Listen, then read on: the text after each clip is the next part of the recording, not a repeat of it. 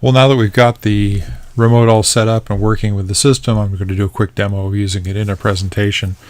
So I've just got some sample slides here, and I'm going to go into full screen presentation, and using the top button, the spotlight button, I bring it up and notice how everything in the background fades, and we've just got the circle that I can move around. This is a little large, but yeah, as I showed in the prior demo, you can make it smaller or larger if you want.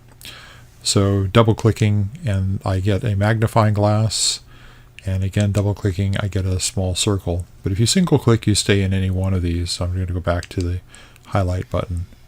Now the forward button will take me to the next slide, and the back button, as you would expect, takes me back to the first slide.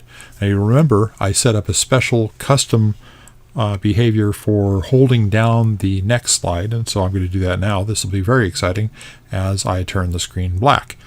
Pressing the button once again brings it all back, and so that is used primarily if you're the presenter, you want the audience to look at you instead of the slides, or you want to do some other kind of demo and you just want to dim out the slides temporarily, because you don't lose your place in the presentation.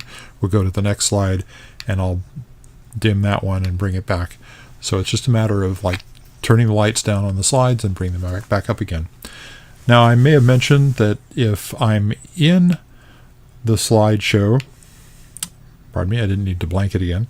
If I'm using the highlight and moving that about, now you notice that as I go over this space, previously you didn't see anything, but that indicates that there is a movie there. And if I click, we'll start the movie, and I did that all from the remote. So the mouse pointer remains active in this mode, and that opens up all kinds of behavioral things you can do as a presenter. You can click on hyperlinks, you can click on jump to other slides, you can be much more interactive, and as we're seeing here, you actually can control the multimedia.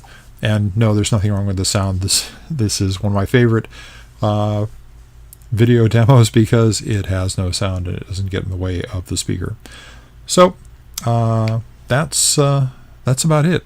It really works well, and as something that works well, there's little to warn you about.